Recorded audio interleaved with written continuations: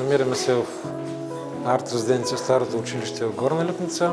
В момента се провежда 15-то издание на резиденцията, юбилейно бих казал, и с най-много участници, най-много деца до сега, което в интерес на истината от година на година стават все повече и повече. В обновената сграда на Старото училище се намират 3 ателиета, обособени с различни техники, преподаватели, които запознават децата, показват им, демонстрират и съответно те създават изкуство. Те са такива, които сами се рисуват. Хващаш четката и каквото славя покаже, както се казва. Оставяш ръката ти сама да рисува. И ето, че в случая се получи форма на танцуваща жена, която също танцува и с извънземното. Вдъхновението от нея е щръкалите, които видяхме, защото бяхме доста впечатлени, че тук има наистина доста щръкали, които така, особено последния ден, забелязахме да се въртят и да обикалят много около селото, което ме наведе на мисълта, че са тип като пазители на селото, защото не случайно те седят точно тук и не случайно обикалят точно тази зона. Благодаря ви за вдъхновението, за прекрасната атмосфера, за свободата, която предоставяте на творците да създаваме.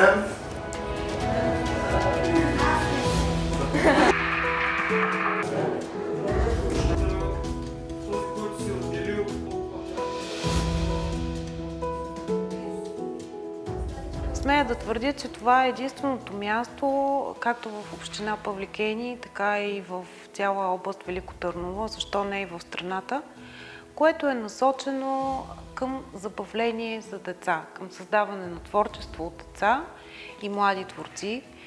Събираме ги всяко лято, като целта е да играят, да се смеят, да тичат и разбира се да създават творби, посветени на определена тема. Но заедно с това най-важното е да създават истории и спомени, които да ги топлят до края на живота им и всъщност да създават една сила, която ще ги води напред.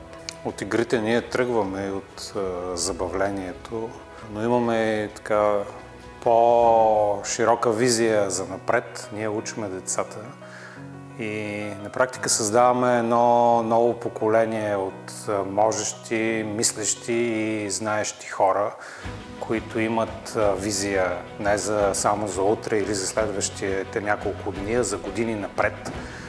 Темите ни ги карат точно това, да се справят с задачи днес и тук, стъпвайки на историята и на миналото, насочвайки обаче поглед далече напред. Такава е и темата ни тая година – извънземни реалности. Пускаме децата в едно години, десетки, стотици може би напред визионерство, като допускаме, че извънземният интелект и влизането в контакт с него може да промени и рефрешне цивилизацията на Земята, да я направи една по-добра и по-красива. А тая седмица в Горна Липница децата правиха точно това. Твориха и сътворяваха един по-добър живот.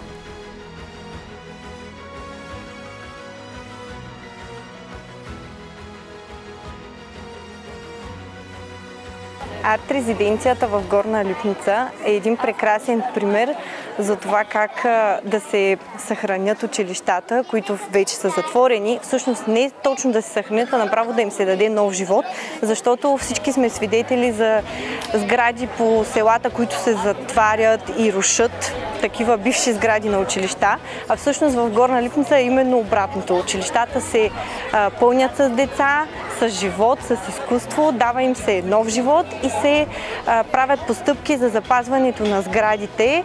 Арт-резиденцията е именно такъв пример, от който трябва да се учат и други населени места и да го следват.